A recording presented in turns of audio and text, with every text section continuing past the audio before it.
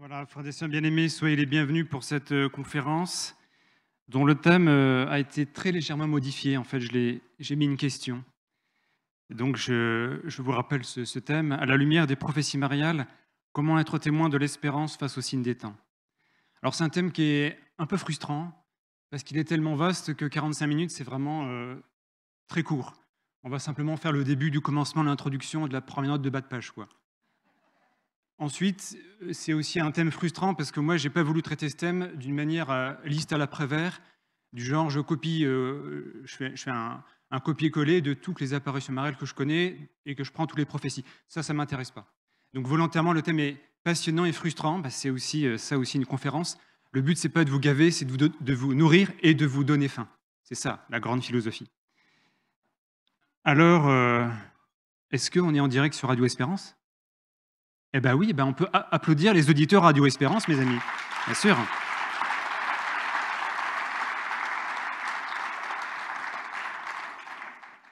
Alors au début, j'aimerais prendre un court temps de prière, parce que quand on fait de la mariologie, donc la branche de la théologie qui parle de Marie, en fait, le grand secret, c'est de se tourner vers Saint Joseph. Pourquoi? Parce que Saint Joseph, il a eu Mariologie. C'est génial. Hein. Non, mais attends, c'est extraordinaire, quoi. Ah oui, il faut comprendre. Hein. Et donc, du coup, Saint Joseph peut nous aider à poser un regard juste sur Marie. Donc, on va demander 3 grâces à Saint Joseph. La première, c'est d'entrer dans son regard sur la Vierge Marie, de la voir en vérité, en charité et dans l'Esprit Saint. Ensuite, on va lui demander la grâce de parler en confiance des signes des temps, parce que c'est jamais un thème facile. Il peut y avoir du combat quand on parle de ces événements, parce que voilà, c'est pas une partie de plaisir. Et puis, on lui demandera la plus grande grâce, c'est de repartir chez nous dans l'espérance pour en témoigner, parce que c'est quand même le but de la conférence. Alors levons-nous, on est vivants, ressuscités, donc on est debout. Au nom du Père et du Fils et du Saint-Esprit. Amen. Je vous salue, Joseph, vous que la grâce divine a comblé. Le Sauveur a reposé entre vos bras et grandi sous vos yeux. Vous êtes béni entre tous les hommes, et Jésus, l'enfant divin de votre virginale épouse, est béni. Saint Joseph, donné pour Père au Fils de Dieu, priez pour nous dans nos soucis de famille, de santé et de travail, jusqu'à nos derniers jours, et daignez nous secourir à l'heure de notre mort. Amen. Au nom du Père et du Fils et du Saint-Esprit. Amen. Asseyons-nous. Alors je présente brièvement mon plan. Comme dans toute conférence, il faut dire d'où est-ce qu'on part et où est-ce qu'on va. On va commencer par situer rapidement qu'est-ce que c'est que ces signes des temps. De quoi parle-t-on? Ensuite, on verra les prophéties mariales, qu'est-ce qu'elles nous disent au sujet de ces signes des temps. La troisième partie sera pratique, avec 7 points d'appui pour incarner l'espérance. Enfin, une conclusion permettra de faire une synthèse pour se rappeler tout ce qu'on a dit. On aura le texte de Charles Péguy sur l'espérance, on ne peut pas ne pas dire quand on parle de ce thème, et un petit envoi pour terminer. Alors, première grande partie, les signes des temps. De quoi s'agit-il? D'abord, premier paragraphe, quelle est la conception judéo-chrétienne du temps? C'est très important de se la remettre en mémoire avant de parler des signes des temps. Alors pour nous, juifs comme chrétiens, l'histoire, ce n'est pas un cercle. Ce n'est pas l'éternel retour des spiritualités extrême-orientales avec différents âges qui se succèdent les uns aux autres et que, bon, bah, tant mieux si tu es dans l'âge d'or, puis tant pis si tu es dans l'âge de fer. C'est un peu une vision de l'histoire qui est un peu tragique. L'histoire, pour nous, juifs comme chrétiens, n'est pas infinie. Donc, il ne faut pas croire qu'il y aura toujours des événements qui vont s'accumuler parce que ça peut nourrir les eschatologies humaines, marxisme, etc.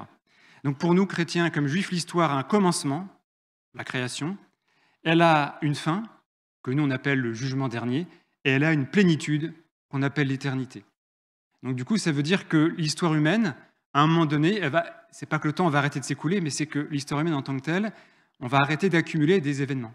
Donc du coup, l'actualité qui est parfois un peu secouée, qu'on connaît, les faits historiques, les événements historiques, tout ce qui est documenté par les historiens, tout ça un jour, ce sera clos, ce sera terminé. Le Christ viendra mettre un terme à l'histoire humaine pour nous emporter dans son éternité. Deuxième paragraphe, que sont les signes des temps? Alors les signes des temps, quand on parcourt le Saint-Évangile, on remarque assez rapidement que, à la fin des évangiles dits synoptiques, eh bien, Jésus a des paroles assez claires sur ce qui va précéder la fin des temps. Donc on peut se référer à Matthieu 24-25, Marc 13, Luc 17, verset 22 au verset 37, et Luc 21. C'est les 4 parties où, grosso modo, Jésus donne, à peu de choses près, l'essentiel du programme des fins dernières. En fait, on le sait bien, Jésus ne donne pas de chronologie précise. Vous ne connaissez ni le jour ni l'heure. Alors, petite note de bas de page, on ne connaît ni le jour ni l'heure du jugement dernier, mais d'une autre aussi, d'un jugement particulier. Du coup, cette ignorance, cette double ignorance, en fait, est un bénéfice. Parce que ne sachant pas de quoi sera fait demain, pour moi comme pour l'humanité entière, je n'ai qu'une seule solution, c'est de me convertir et de faire le bien. Conclusion, l'ignorance est un bénéfice. Merci Seigneur. Mais c'est vrai, quoi. Quand la contrainte devient opportunité. Ça me rappelle une homélie, mais c'est pas grave. Alors Jésus ne donne pas de chronologie précise, toutefois il indique des signes assez clairs. Il parle de guerre, d'épidémie, de famine, de tremblements de terre et même de signes grandioses. Par exemple, en Matthieu 24, 7, on se dressera, nation contre nation, royaume contre royaume, il y aura en divers lieux des famines et des tremblements de terre. En Luc 21, 11, il y aura de grands tremblements de terre et par endroits des pestes et des famines, il y aura aussi des phénomènes terribles. Alors vous me direz, une fois qu'on a dit ça, quand on regarde l'histoire du monde, quelle que soit l'échelle de temps, quelle que soit la région, si on prend des échelles de temps assez grandes, on finit par trouver tel ou tel événement. C'est vrai que l'histoire humaine est souvent agitée par ces tribulations. Rien de nouveau sous le soleil, comme dirait le Kohelé. Toutefois, le XXe siècle a concentré tous ces signes avec une intensité remarquable. Et c'est important d'en faire la liste, même si elle n'est pas très agréable, c'est l'histoire. On a eu quand même 2 guerres mondiales en 31 ans. De 14 à 45, on s'est bien foutu dessus. Ça a été terrible, avec des morts, des déplacés, des destructions, j'en passe et les meilleurs. Il y a eu 4 pandémies. Plus connue, c'est la grippe espagnole, grippe asiatique, grippe de Hong Kong et le terrible sida qui continue à faire des victimes. Il y a eu environ 35 famines pendant ce siècle, une douzaine de tremblements de terre d'une grande intensité, et puis des signes grandioses, dont les 2 plus connus sont pour nous, chrétiens catholiques, le soleil qui dansait dans le ciel de Fatima, 13 octobre 1917, et l'aurore boréale, un peu moins connue, qui annonçait la Seconde Guerre mondiale, visible jusqu'en Europe, c'était dans la nuit du 25 au 26 janvier 1938. Donc voilà, c'est des signes qui sont apparus et qu'on ne peut pas négliger. Je rajoute simplement quelques compléments très rapides pour après passer aux apparitions mariales. Des compléments rapides, je ne pourrais pas m'étendre dessus. D'abord, c'est l'Apocalypse. Évidemment, l'Apocalypse, c'est un livre extrêmement intéressant pour comprendre, non pas la chronologie précise, mais pour bien comprendre la fin des temps. Sachant que c'est un livre très complexe, pourquoi ? Parce qu'il est placé tout à la fin et qui fait appel à tous les livres qui précèdent.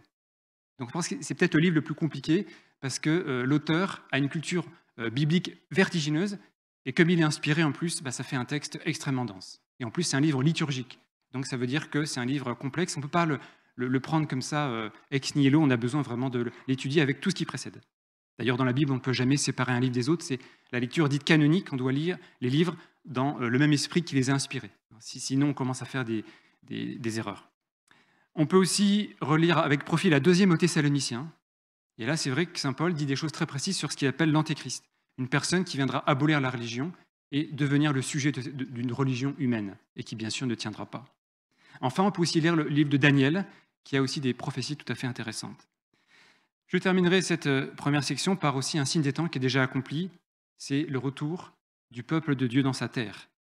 Luc 21, 24, Jérusalem sera foulée aux pieds par des païens jusqu'à ce que leur temps soit accompli.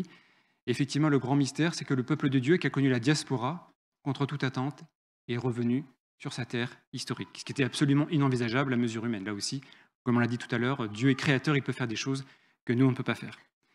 Je propose une petite synthèse pour ramasser tout ce qu'on vient de dire, parce que c'est assez dense. D'abord, premier point de la synthèse, c'est que les signes des temps nous sont donnés par Dieu pour être interprétés dans la foi. Donc les signes des temps, ce n'est pas que de l'actualité, ce n'est pas que des faits, ce n'est pas que de l'histoire. À chaque fois qu'il y a un signe des temps, on doit chercher à se convertir. Et leur multiplication au XXe siècle, ça peut sans doute s'interpréter comme les douleurs d'un enfantement qui précède une naissance.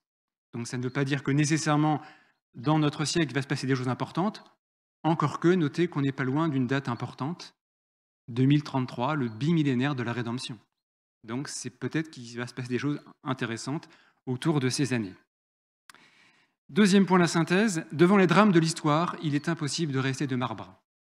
C'est pas possible de dire tant pis pour eux. Non, c'est impossible ça.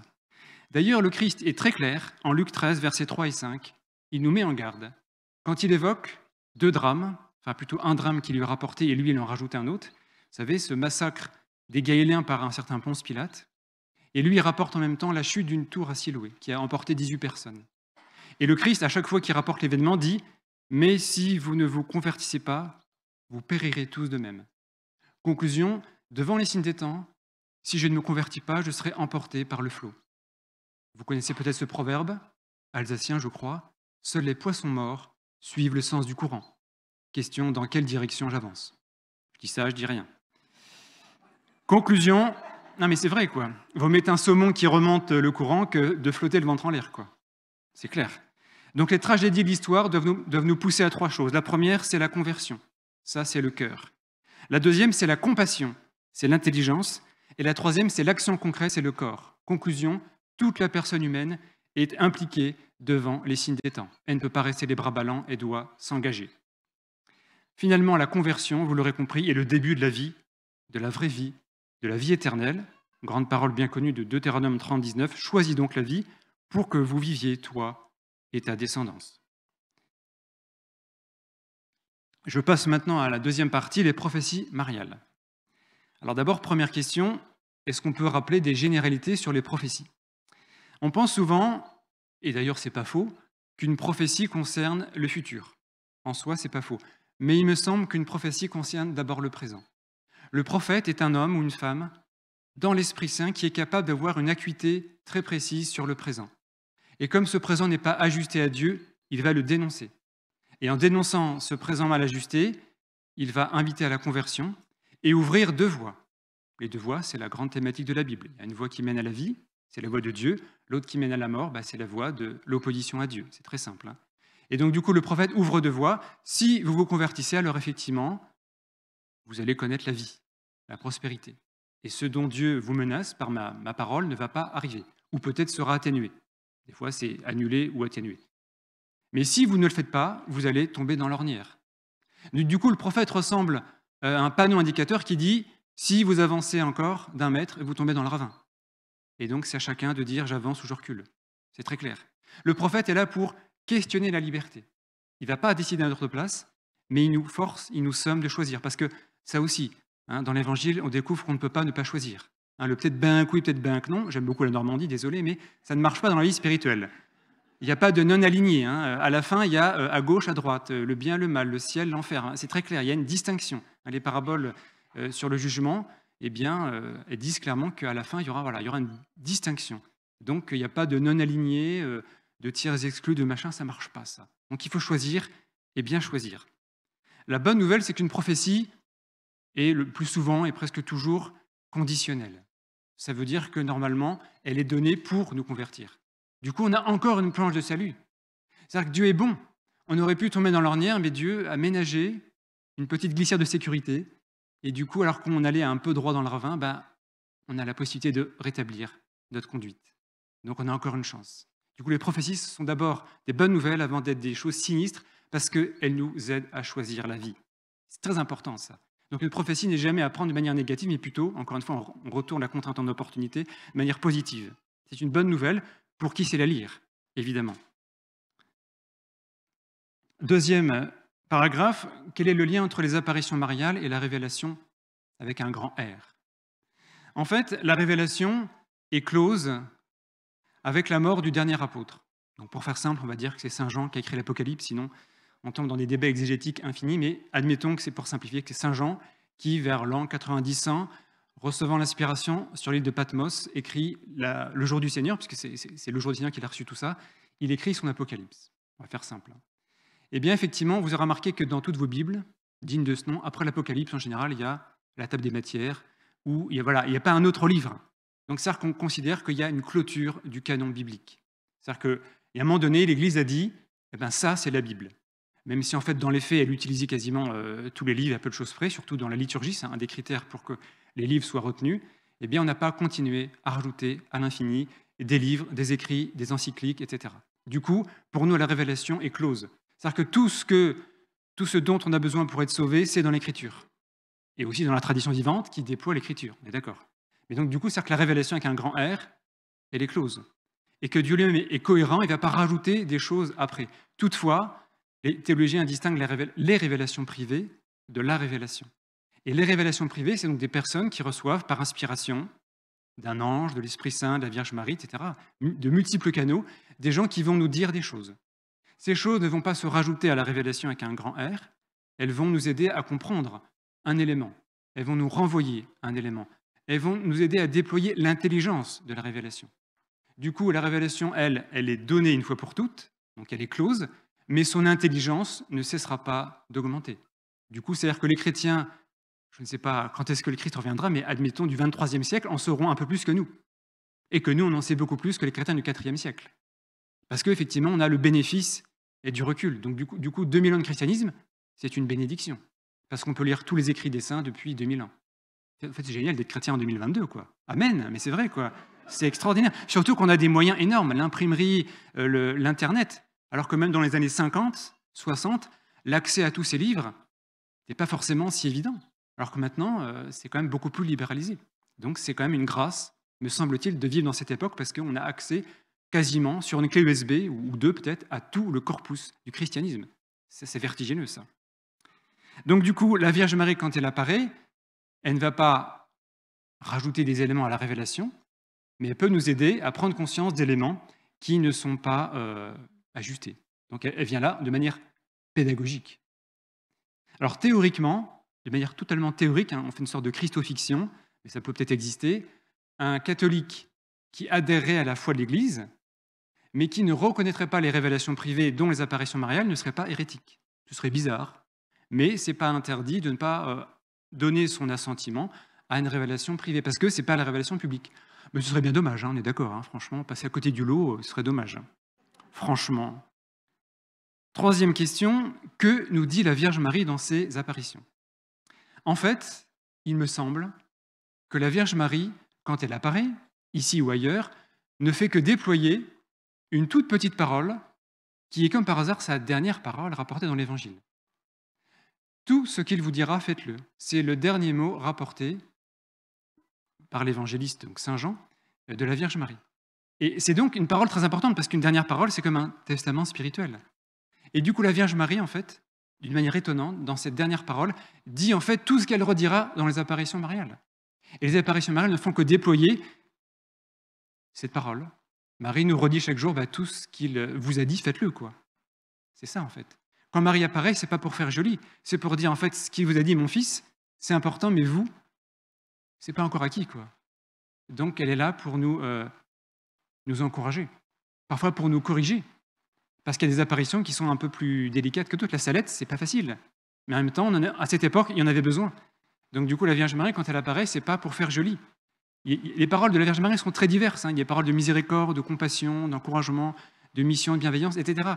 Mais quand elle apparaît, c'est pas pour se croiser les bras, quoi. C'est pour y aller, quoi. Pour remonter au combat, quoi. Et avec des paroles qui vont nous aider à mieux comprendre la parole. Donc, du coup, les apparitions sont pédagogiques et Marie nous renvoie à la parole, comme les saints d'ailleurs. Quand un saint écrit une parole remarquable, c'est pas pour faire joli, c'est pour nous renvoyer toujours à la parole de Dieu, pour nous faire comprendre un aspect de la parole qu'on n'a pas encore compris. Parce qu'elle est inépuisable, en fait, la parole de Dieu. Et du coup, la tradition vivante de l'Église est comme un déploiement vertigineux de cette parole. Et c'est génial, en fait. Quatrième paragraphe dans cette deuxième section, quelle est la nature des messages de la Vierge Marie? Alors d'abord, on rappelle que ce qu'on appelle le corpus des apparitions mariales est assez complexe. Si on voulait traiter la question qu'on m'a proposé de traiter ce matin, si on voulait vraiment la traiter en profondeur, je pense qu'il faudrait passer 1 an en bibliothèque, à raison de 10 heures par jour, pour étaler sur des grandes tables l'ensemble de ce qu'on appelle les documents authentiques ou des manuscrits de toutes les apparitions. Et là, quand on aurait tous ces bouquins sur la table et qu'on regarderait à la loupe, si possible dans la langue originale, parce que c'est toujours intéressant quand Marie apparaît, elle parle la langue locale, on est bien d'accord. Donc du coup, ça demanderait un grand travail, presque scientifique, et du coup ensuite, on pourrait en extraire des prophéties, et enfin les confronter au signe des temps. Donc à mon avis, il y a 1 an de boulot là. En fait c'est une thèse de mariologie, quoi. C'est très clair, quoi, ça. Donc moi, je vous donne juste un début d'aperçu de commencement. Voilà, c'est juste le début, on est bien d'accord. Donc quand la Vierge Marie apparaît, l'Église peut se prononcer de 3 manières. Elle peut dire qu'il y a eu un constat de supernaturalité. terme technique pour dire en gros, le ciel nous a visités, la Vierge est apparue, on reconnaît les messages, allons-y. Voilà. Donc il y a des apparitions mariales qui sont reconnues, on les connaît. Certaines ne sont pas reconnues. Donc là, l'Église dit, il y a un constat, elle fait un constat de non-supernaturalité. Du coup, il ne s'est pas passé grand-chose. Voilà. Et celles pour lesquelles on n'a pas fait un constat de supernaturalité parce qu'on n'a pas encore tous les moyens pour trancher d'un côté ou de l'autre. Et du coup, il y a certaines apparitions qui sont un peu dans un entre-deux parce qu'on n'a pas encore tranché, on n'a peut-être pas encore le recul de l'histoire, sachant qu'effectivement, il faut du temps. Et oui, on n'a pas peur de prendre le temps dans l'Église parce que le temps sert à déployer les fruits. Quand Jésus dit « c'est à leurs fruits que vous les reconnaîtrez », on a besoin de temps pour connaître les fruits d'un arbre, au moins 1 an, une saison. Et on ne peut pas connaître les choses tout de suite. Pour ça que le bon grain et l'ivraie, il ne faut pas les séparer tout de suite. Parce qu'on aurait pu envoyer le bon larron en enfer. Oh, c'est le premier canonisé, t'imagines? Mais c'est vrai, quoi. En vérité, je te le dis, aujourd'hui, tu seras avec moi dans le paradis. Donc, Dismas, c'est son prénom. On peut l'invoquer. Et le premier à être entré au paradis. C'est hallucinant, quoi. Alors que c'était un bandit grand chemin, quoi. Là, on est prêt à contre-pied par la miséricorde. Hein. On est fauché, là. Fauché comme le blé. Mais lui, il y est, quoi. Donc, a priori, c'est pas interdit de demander son secours, quoi. C'est un Dismas, priez pour nous. Alors, quand la Vierge Marie apparaît, donc elle a des paroles, sauf dans 2 apparitions, à Noc, en Irlande, et à Zeytoun, en Égypte. C'est 2 apparitions silencieuses. Et je trouve ça génial que dans toutes les apparitions mariales, il y en a au moins 2 où la Vierge n'a rien dit. Pourquoi? Parce qu'elle rappelle que le silence, c'est important. Que le silence, c'est l'écrin de la parole. Et si on ne fait pas silence dans sa vie chrétienne, la parole ne rentre pas. Donc pour écouter, commence par te taire. C'est vrai, quoi. Et si tu as 2 oreilles et une bouche, c'est pour écouter 2 fois plus que tu ne parles. Conclusion, on devrait parler 1/3 du temps et écouter 2/3 du temps. Amen.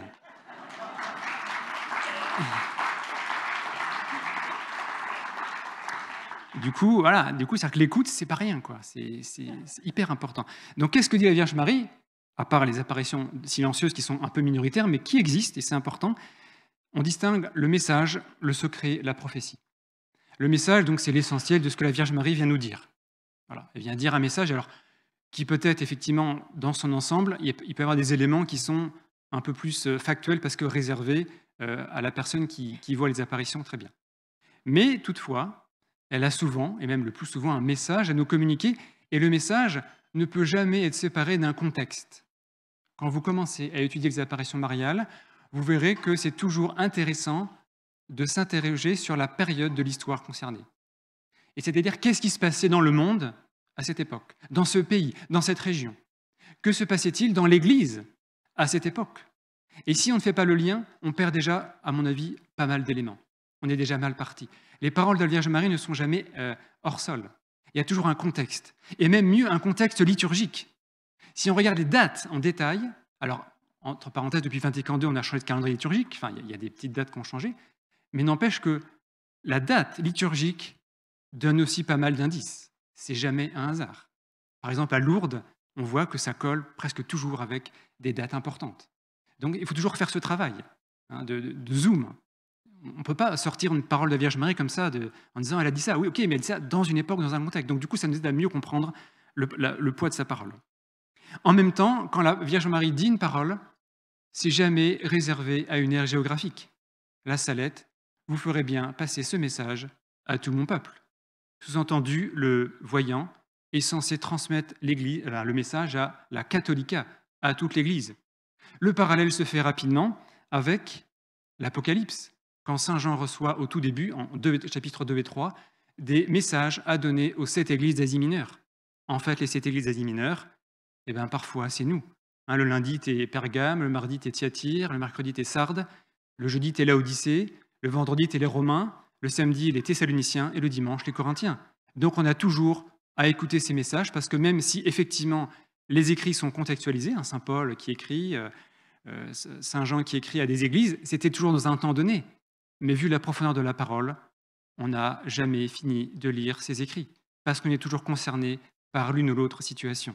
Et donc c'est pourquoi on a toujours besoin de reprendre la parole.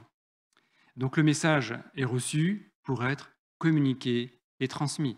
Donc ce serait bien dommage de ne pas connaître les messages essentiels de la Vierge Marie. Et donc du coup, ça vaut la peine de repartir dans sa musette avec quelques petits bouquins dans la librairie qui, je crois, dans cette direction. Je dis ça, je dis rien. Le secret. Le secret, alors c'est un peu particulier, là on pourrait faire voilà, on pourrait rajouter beaucoup de paragraphes sur le secret, moi je suis assez rapide. Il n'est pas toujours présent. Il n'est pas toujours présent, il constitue une sorte de message dans le message, donc c'est toujours difficile de séparer un secret d'une apparition et donc d'un message. Il peut être destiné à un voyant en particulier, il peut être destiné à une époque ultérieure, qui sera donc révélée plus tard, parce qu'on n'a pas les moyens de comprendre. Il n'est pas central, mais pas non plus périphérique, donc c'est toujours difficile de situer précisément le secret. Enfin, la prophétie. La prophétie, c'est simple, c'est un élément du message qui annonce des événements à venir et par conséquent qui met en garde. Du coup, la Vierge Marie, quand elle parle, c'est pour nous dire, voilà, il se passe ça, prenez-en de la graine parce que si vous continuez, il pourra se passer ça et ça fera mal. En gros, ne mets pas les doigts dans la prise parce que, comme on dit en allemand, il y a Volt. Il faut rire un peu parce que c'est un sujet qui n'est pas facile, donc il faut détendre un peu l'atmosphère. Mais en même temps, c'est hyper sérieux, attendez. Alors, maintenant, je m'intéresse à uniquement 2 apparitions mariales. C'est un peu frustrant, forcément, parce qu'on pourrait en mettre une liste entière. Je m'intéresse à Fatima. Fatima, 6 apparitions au Portugal entre le 13 mai 1917 et le 13 octobre de cette même année, accordées à 3 voyants reconnus en 1930. La Vierge Marie annonce la fin de la Première Guerre mondiale. Toutefois, elle invite à prier le chapelet quotidiennement. Au hasard, on pourrait prier pour l'Ukraine et tous les pays en guerre. Ça pourrait être intéressant de ne pas oublier cette demande. Elle dévoile aussi, hélas, un signe qui annoncera la seconde, le signe que j'ai évoqué tout à l'heure, l'aurore boréale. Quand vous verrez une nuit illuminée par une lumière inconnue, sachez que c'est le grand signe que Dieu vous donne, qu'il va punir le monde de ses crimes par le moyen de la guerre, de la famine et des persécutions contre l'Église et le Saint-Père. Cette aurore boréale a une caractéristique étonnante, c'est qu'elle a été très documentée. Et elle est apparue dans les régions d'Europe, alors qu'en général, c'est limité aux régions septentrionales. Du coup, c'est simplement impossible physiquement, enfin c'est inexplicable, voilà. C'est un truc tellement qui a été vu par plein de monde, des croyants, des non-croyants, donc un événement très documenté et qui a beaucoup marqué les gens à l'époque, notamment les unes des journaux, parce qu'on a vu quasiment en pleine nuit, alors qu'en janvier, en général, le soleil, il va se coucher assez tôt. Enfin, voilà. Les jours remontent, mais je vous invite à lire le commentaire théologique du 3e secret de Fatima, écrit par un certain Joseph Ratzinger, c'est du grand Ratzinger. Enfin, il écrit toujours bien, bien sûr, mais là, c'est du state of the art, crème of the crème. Donc, c'est un petit livre, pas très long, très bien écrit, chez Teki ou sur vatican.va. Hein, vous lisez ça, c'est pas long, c'est génial, hein, parce qu'on comprend beaucoup mieux Fatima avec le secret expliqué. Et du coup, en fait, c'est un secret qui permet de comprendre surtout l'avalanche de persécution qui a secoué l'Église au XXe siècle. Un siècle à feu et à sang, et qui a compté plus de martyrs que les 19 précédents. Donc c'est hallucinant de voir le déchaînement de haine contre l'Église dans ce siècle. On l'oublie trop souvent. Et dans tous les pays du monde, notamment en Russie soviétique, puisque quasiment tout le clergé a été fusillé, et beaucoup de chrétiens ont fini au goulag. Donc c'est simplement hallucinant. Garabandal. Garabandal, c'est très complexe comme apparition, parce qu'il y a 2000 apparitions. En Espagne, entre 61 et 65, accordées à 4 voyantes. 61-65, un lecteur averti aura reconnu à peu de choses près le Concile Vatican II. Donc c'est jamais un hasard quand la Vierge Marie apparaît, il y a toujours des événements de l'histoire de l'Église ou de l'histoire tout court qui se passent. Elles n'ont malheureusement pas été reconnues en 88, mais la porte reste ouverte pour d'éventuels approfondissements. Alors je vous invite à voir le film Dieu seul sait. C'est intéressant parce que c'est ça nous entraîne à rentrer dans l'esprit de Garabandal. Je vous invite à acquérir un numéro spécial du bulletin Étoile Notre-Dame, le numéro 221, pour 1,50 €. Et c'est génial parce que c'est une synthèse documentée sur cette question. Alors là, le plus intéressant, c'est qu'est-ce qui sort de ces apparitions? Des prophéties. Et c'est là qu'il faut accrocher vos ceintures de sécurité. Parce que là, ça va secouer. L'avertissement. L'avertissement, qu'est-ce que ce sera? Une chose venant directement de Dieu. Il sera visible par le monde entier, quel que soit l'endroit où l'on se trouvera. Il sera comme la révélation de nos péchés. On appelle parfois cela l'illumination des consciences. C'est donc un événement mondial, synchronisé, que tout le monde connaîtra au moment choisi par Dieu. Qu'on soit éveillé ou endormi, qu'on soit chrétien ou non chrétien, qu'on soit bon ou mauvais, qu'on soit enfant ou adulte, on aura une conscience de ce que nous sommes dans la lumière de Dieu. Je me risque à dire que ce sera une sorte de pré-jugement particulier, puisqu'on se verra dans la claire lumière de Dieu. Donc du coup, après cet instant, je pense qu'il y aura une foule de conversions. Donc il faut préparer les rituels de baptême, hein, parce que là, on va initier chrétien. Ben si les gens connaissent l'état dans lequel ils sont, j'espère qu'ils vont vite comprendre qu'en face, il y a des moyens pour se sortir de l'ornière, ou pour cheminer vers le salut. Donc il n'est pas impossible qu'après cet événement, il y ait une croissance vertigineuse de l'Église. Possible. Le grand miracle aura lieu moins d'1 an après cet avertissement. Il aura lieu un jeudi à 20h30, le jour de la fête d'un saint martyr. Il sera visible à Garabandal et dans les montagnes qui entourent le village. Il durera entre 10 minutes et un quart d'heure et il en restera après un signe en lui-même miraculeux. Du coup, ça veut dire qu'on pourra presque, avec les moyens de communication modernes, le voir dans le monde entier en direct. Puisque 20h30 en Europe, c'est une heure de grande audience. Et puis, si on regarde bien par rapport à l'Amérique et l'Asie, en gros, le monde est plus ou moins réveillé à ce moment-là. Bon, c'est comme ça. Après ce miracle et cet avertissement, si toutefois le monde ne se convertit pas, il y aura un grand châtiment. Et c'est là qu'effectivement une prophétie a toujours un élément délicat à accueillir. Une des voyantes a, dans un témoignage, décrit une vision. Donc, évidemment, là, je l'ai un peu sorti de tous les documents, il faudrait peut-être tout relire en détail. J'ai juste fait un copier-coller. En tout cas, ce n'est pas agréable à voir. Elle le dit, c'était horrible à voir. Nous étions absolument épouvantés. Je ne trouve pas de mots pour l'expliquer. Nous voyions l'eau des rivières se changer en sang, du feu qui tombait du ciel, et quelque chose de pire encore que je ne peux révéler pour le moment. Du coup, ça veut dire que si le monde ne se convertit pas, il va tomber dans l'ornière. Et du coup, on est averti. Et on doit en prendre les moyens. À la fois à titre personnel, se convertir, et à titre ecclésial, annoncer la conversion. Parce que la conversion, en fait, ça marche en 2 temps. Premier tempo, tu te convertis. Deuxième tempo, tu annonces la conversion. Et ça marche dans ce sens-là, pas dans l'autre. Et quand tu as entendu la conversion, tu peux après, comme une réaction en chaîne, comme une bombe A, amour, pas une bombe atomique, faire une chaîne, une divergence pour annoncer la conversion. Regardez Jonas, une personne en a converti 120 000. Amen. C'est clair. Petite synthèse, avant de passer à la dernière partie. La Vierge Marie, vous l'aurez remarqué, apparaît de plus en plus fréquemment sur Terre. Le 19e et le 20e siècle sont une intensification remarquable de la présence mariale, une sorte d'exponentielle. Mais en même temps, on pourrait presque me dire, si on prend le cas de Medjugorje, qu'elle apparaît tous les jours. Du coup, le monde est aux urgences, mes amis. Nous sommes tombés si bas qu'on a besoin d'avoir Jésus, médecin réanimateur, et Marie, infirmière de bloc. Parce qu'on n'est pas bien là, on est vraiment à l'agonie, donc on a besoin de soins intensifs, même d'intensifs, moi je pense. Oui, c'est... À bien y regarder, franchement, quand on a lu la Bible, on voit que la Vierge Marie, elle parle le langage biblique, parce qu'à son époque, elle était pétrie de langue hébraïque. Et du coup, quand la Vierge Marie annonce des choses qui ne sont pas agréables à entendre, en même temps, quand je vois les prophètes, quand je vois Isaïe, Jérémie, Ézéchiel, tous ceux qui annoncent des châtiments pour le peuple de Dieu, franchement, c'est pas si différent. Sauf que là, ça ne concerne plus un peuple, mais le monde entier. Donc l'échelle a changé, mais la tonalité n'est pas, à bien y regarder, si différente. Elle n'est pas exacte, c'est pas exactement la même, c'est pas 2 pièces de puzzle qui s'emboîtent, mais quand même, l'esprit n'est pas si différent. Conclusion, pour ne pas avoir peur des prophéties, il faut lire la Bible. Parce que la Bible regorge de prophéties et qui n'ont pas été agréables pour le peuple de Dieu. Le temple détruit, le roi exilé et le peuple déporté de sa terre. Donc une catastrophe. Et pourtant, Dieu est intervenu pour sauver son peuple. Donc c'est-à-dire que le salut, même dans l'ornière, est toujours possible. Les prophéties mariales nous rappellent 3 choses. L'importance des signes des temps, l'urgence de notre conversion et aussi le drame du péché dans lequel le monde, hélas, s'enfonce de jour en jour. 3e partie, et on terminera, je pense, à l'heure.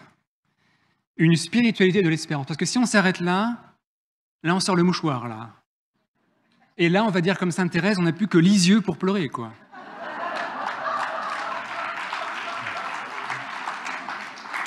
La blague vient de Coluche, je cite mes sources quand même. Non mais c'est vrai, c'est très sérieux. Et du coup, si jamais je m'arrête là, tout le monde repart en disant « on nous a cassé la cabane, franchement, on ne revient plus au lot ». Non, moi je veux encore revenir. Et moi aussi, je veux revenir d'ailleurs.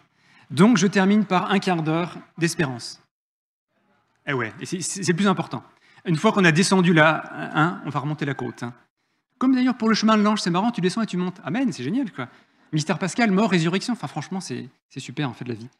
Donc, essayons de répondre de manière concrète à cette question, à la lumière des prophéties mariales. Comment être témoin de l'espérance face au signe des temps? Je propose des choses pratiques, incarnées. Moi, je suis pas... j'aime bien la théorie parce que je suis ingénieur de formation, mais après, j'aime bien des choses pratiques. J'aime bien que vous repartez dans votre musette spirituelle avec des biscottes, avec des billes, avec des choses pour avancer. Alors on y va. Première proposition, comment soutenir l'espérance? Réponse, le pilier de la parole de Dieu.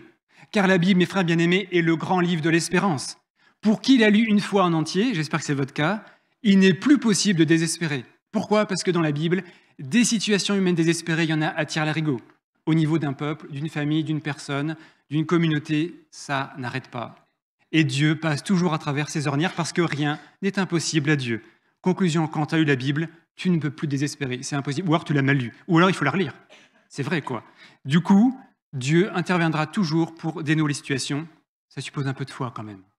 Proposition concrète, lire la parole de Dieu chaque jour, en vue du dimanche. Suggestion. Le lundi, tu liras la première lecture. Le mardi, l'évangile.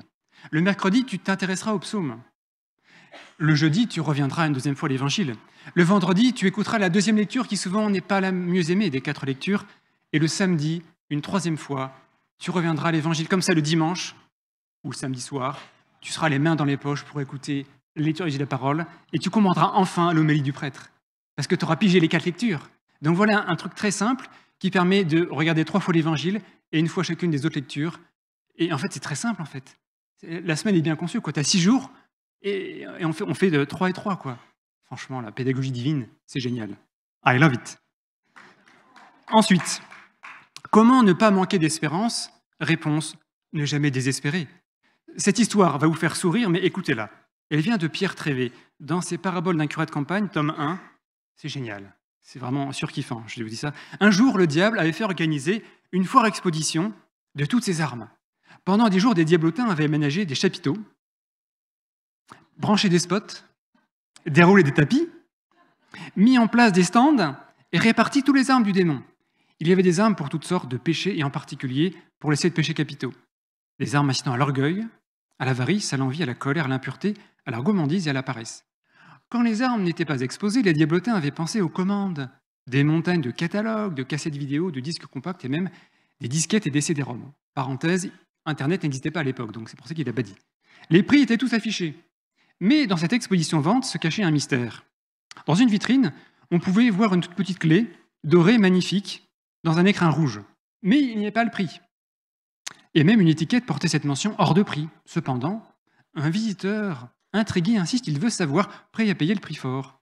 Alors on appelle le grand patron. Au bout de plusieurs heures d'attente, il arrive enfin et il explique au client, visiblement très intéressé, que si cette clé est si chère et si elle n'a pas de prix, c'est qu'il y tient beaucoup car elle lui permet de rentrer chez tout le monde, qu'il soit laïque, prêtre, religieux et même évêque ou cardinal. Quel que soit le degré de foi, de sainteté, quel que soit l'âge, cette clé fonctionne. Finalement, le diable, bien que malin, ne sait pas tenir sa langue et il lâche le morceau. Cette clé, c'est le découragement. Conclusion, le désespoir est l'arme la plus puissante du diable. Comme dit Dietrich Bonhoeffer, seul est perdu la bataille qu'on abandonne. Conclusion, ne baissons pas les bras, mais persévérons parce que c'est par votre persévérance, en Luc 21, 19, que vous garderez votre vie. Proposition concrète, ne jamais céder au désespoir, restez toujours dans l'espérance et surtout, pensez à se soutenir mutuellement comme une corde d'alpiniste où l'espérance des uns soutient le manque d'espérance des autres. Donc la communion des saints, c'est l'arme absolue pour lutter contre le désespoir. Troisième question, comment dépasser nos blessures? Eh bien, je vous invite à vous armer pour le combat spirituel. Un certain Saint Jean-Paul II a dit en 1976, écoutez, parce que ça commence à dater, mais que voulez-vous, il avait une vision précise des choses. Nous sommes aujourd'hui face au plus grand combat que l'humanité ait jamais vu. Je ne pense pas que la communauté chrétienne l'ait compris totalement.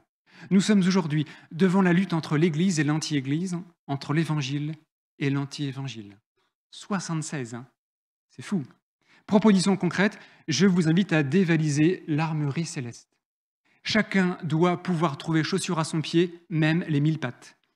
Donc, je fais une liste à la Prévert. Non, mais sérieux, je fais une liste à la Prévert qui va peut-être vous faire un peu sourire, mais je ne peux pas m'attarder. Chaque item demanderait à lui seul une conférence entière. On commencera par la parole de Dieu. On aura une vie sacramentelle. On aura une vie de prière, une vie fraternelle. On sera attentif à se former. On aura le Notre Père sur les lèvres. On invoquera le saint nom de Jésus. On priera la liturgie des heures. On sera fidèle à l'adoration. On priera le chapelet de la digne miséricorde. On fera oraison. On aura des temps de louange spontanée. On ne mettra pas le jeûne On pensera à faire l'aumône, on rendra service, on regardera la croix, on fera le signe de croix, on priera le chemin de croix, on demandera auprès de venir bénir nos familles et nos maisons. On recevra de la part de l'Église des indulgences qu'on offrira aux défunts. On fera célébrer pour eux des messes. On aura une dévotion mariale. On aura des consécrations mariales. On se tournera vers Saint Joseph, vers les saints, notamment Saint Michel, et vers les anges. On priera des litanies. On aura des neuvaines. On va lire les écrits des saints. On lira aussi les textes du magistère les plus fondamentaux. On pourra porter le scapulaire. On pourra porter des médailles, notamment médailles miraculeuses, celle de Saint Benoît. On aura du respect pour les images pieuses. On vénérera les saintes icônes. On tâchera d'avoir toujours chez soi de l'eau bénite, et peut-être du sel béni si on veut le rajouter dedans. On aura aussi de l'encens, de l'huile de l'eau à tire-larigot, des rameaux. On partira en pèlerinage, en festival, on fera des retraites. Et je m'arrête là. L'armurerie céleste, c'est des soldes de tous les jours, ça coûte rien, il faut la dévaliser, mes amis, parce qu'on a besoin de combattre. Ok ? Donc allez-y, armez-vous, c'est gratuit. Non mais c'est vrai que c'est...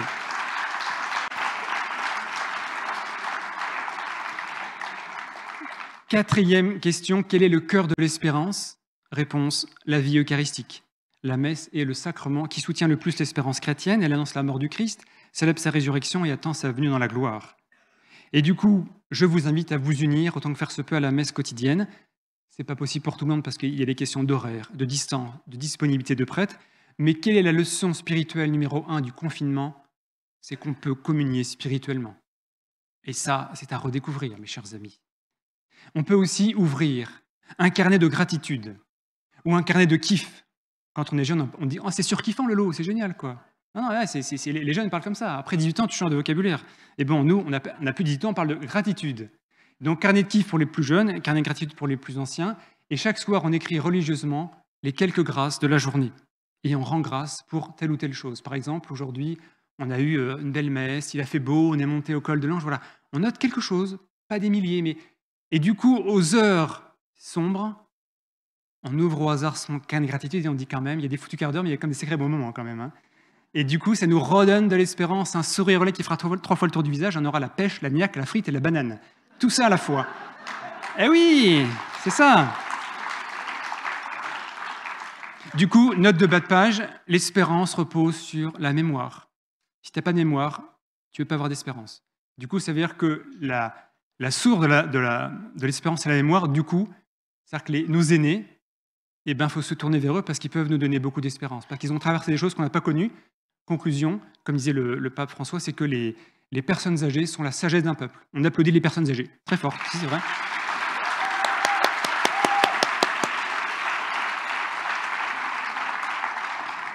Cinquième question, qui est la mère de l'espérance ? À ma droite, ou en haut, comme vous préférez. La dévotion mariale est d'une puissance incroyable. Saint Pie X disait « Donnez-moi une armée qui récite le chapelet et je ferai la conquête du monde. » Il n'y a plus qu'à. Okay ? Donc, proposition concrète, le chapelet quotidien, un rosaire de temps en temps, la consécration mariale, la messe en son honneur, au long de l'année, dans ses mémoires, fêtes, solennités, la messe réparatrice du premier samedi du mois, le port du scapulaire, l'angélus, matin, midi et soir, la prière des complis, car elle se termine toujours par une hymne mariale. Sixième question, comment dépasser les blessures de l'histoire en posant un regard d'espérance sur ce que j'appelle la petite histoire. L'histoire officielle, souvent, elle est un peu tristounette. Hein. Guerre, épidémie, ça pas tellement, quoi. Alors que la petite histoire, eh bien, c'est l'histoire des gens. C'est ce qu'ils ont vécu. Alors, c'est pas les grands manuels d'histoire, c'est pas les grands cours universitaires. Mais attendez, Luc 10, 21, Père, Seigneur du ciel et de la terre, je proclame ta louange, ce que tu as caché aux sages. Et aux savants, tu l'as révélé au tout petit. Oui, Père, tu l'as voulu ainsi dans ta bienveillance. Je vous invite à découvrir la petite histoire, l'histoire cachée, l'histoire qui n'est pas officielle, mais qui, en fait, est faite de personnes concrètes, tout spécialement dans la vie des saints et dans l'histoire de l'Église. Et cette histoire lumineuse peut contrebalancer, peut équilibrer l'aspect un peu sombre de la grande histoire. Donc, important de découvrir cet aspect de la petite histoire, tellement important. Enfin, septième question, comment agir concrètement ? Eh bien, initier des processus. Qu'est-ce que c'est qu'un processus ? Il faut relire Evangelii Gaudium du pape François, paragraphes 222 à 225. Les processus sont des actions modestes, humbles, petites, pas forcément visibles, mais qui sont bonnes, qui sont justes et que Dieu bénit, à l'image de la source miraculeuse du prophète Ézéchiel, chapitre 45, versets 1 à 5. Chapitre 47, versets 1 à 5. Et du coup, c'est-à-dire qu'un processus, c'est quelque chose de petit, de modeste, mais qui va donner du fruit, qui va porter, qui va grandir, et qui, à la fin, rien ne pourra l'empêcher d'avancer. À l'inverse, l'occupation des espaces, c'est le fait d'une action négative, violente, et qui n'est pas juste. Les espaces ressemblent à un évier qui finira par se vider. Et les espaces n'ont pas d'avenir. Daniel chapitre 2, le colosse au pied d'argile finit renversé par une petite pierre de rien du tout. Dieu travaille avec des processus, c'est le pro des processus. Le diable préfère les espaces. Processus et espaces sont évidemment irréconciliables et l'histoire se divise, comme dit un western célèbre, en deux catégories. La question, c'est à laquelle j'appartiens. Et même si les espaces ont toujours combattu violemment les processus, la leçon la plus vertigineuse de l'histoire, c'est que la fronde du petit David a toujours eu raison de l'épée du méchant Goliath. Et ça, c'est inexplicable à mesure humaine. Proposition concrète, repérons les processus autour de nous et mettons-nous à leur service. Conclusion. D'abord, petite synthèse. Les prophéties mariales nous rappellent deux choses capitales, l'importance des signes des temps, c'est pas pour faire joli, l'urgence de la conversion. Nous retiendrons que l'espérance est une vertu théologale. Elle ne peut s'exercer en dehors de la foi. Du coup, seuls les croyants ont la capacité d'espérer contre vents et marées. L'espérance repose sur la foi et s'épanouit en charité active. Et l'espérance est certaine, pourquoi ? Parce que Dieu s'engage dans sa parole. Nous retiendrons que la parole de Dieu soutient la triade foi, espérance, charité. Nous retiendrons qu'il n'est pas bon de désespérer car cela revient à faire triompher le mal à bas prix. Il est important d'être armé pour remporter le combat de l'espérance. L'Eucharistie est le sacrement qui nourrit au plus haut point notre espérance. Marie, mère de l'espérance, s'offre à nous comme guide sur le chemin qui est le Christ. Il est bon de dépasser les drames de l'histoire en cherchant l'histoire moins connue, mais qui est belle et lumineuse. Enfin, il est bon d'initier des processus en agissant dans la force de Dieu. Le défi chrétien est donc d'habiter le temps qui nous est donné en le sanctifiant. Là, on est du grand Saint Augustin. Ouvrez grand vos oreilles, ne dites pas « les temps sont mauvais, vous êtes les temps, soyez bons, et les temps seront bons ».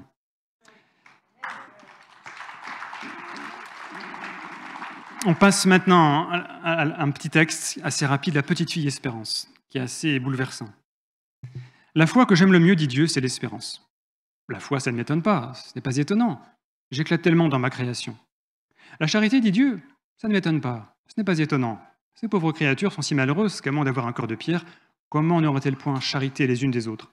Ce qui m'étonne, dit Dieu, c'est l'espérance. Et je n'en reviens pas. L'espérance est une toute petite fille de rien du tout, qui est venue au monde le jour de Noël de l'année dernière. C'est cette petite fille de rien du tout, elle seule portant les autres, qui traversa les mondes révolus. La foi va de soi, la charité va malheureusement de soi, mais l'espérance ne va pas de soi. L'espérance ne va pas toute seule. Pour espérer, mon enfant, il faut être bienheureux, il faut avoir obtenu, reçu une grande grâce. La foi voit ce qui est, la charité aime ce qui est, l'espérance voit ce qui n'est pas encore et qui sera. Elle aime ce qui n'est pas encore et qui sera. Sur le chemin montant, sablonneux, malaisé, sur la route montante, traînée, pendue au bras de ses grandes sœurs, qui la tiennent par la main, la petite espérance s'avance. Et au milieu de ces deux grandes sœurs, elle a l'air de se laisser traîner, comme une enfant qui n'aurait pas la force de marcher et qu'on traînerait sur cette route, malgré elle. Et en réalité, c'est elle qui fait marcher les deux autres, et qui les traîne, et qui fait marcher le monde, et qui le traîne, car on ne travaille jamais que pour les enfants, et les deux grandes ne marchent que pour la petite. Merci à toi, Charles Péguy. Envoie, pour ramasser cette conclusion, le grand mystère, c'est que l'espérance a un nom et un visage, cela même de Jésus, si j'en crois 1 Timothée, chapitre 1, verset 1, où saint Paul dit « Le Christ est notre espérance ». Donc l'espérance pour nous, c'est pas du flanc. Et l'espérance ne déçoit pas, comme dit le même saint Paul en Romains 5,5, car Dieu est fidèle et ne pourra pas frustrer l'attente de ses enfants. Aussi le mot de la fin, je l'emprunte à un rabbin, Rabbi Naaman de Braslav, qui va nous transpercer le cœur telle une flèche de feu, et qu'on pourra garder dans notre cœur jusqu'à la fin de nos jours, puisque dans le ciel, il n'y a plus besoin d'espérance. Cette parole vertigineuse, on l'a dit, et après on s'arrête. Il est interdit de désespérer. Merci.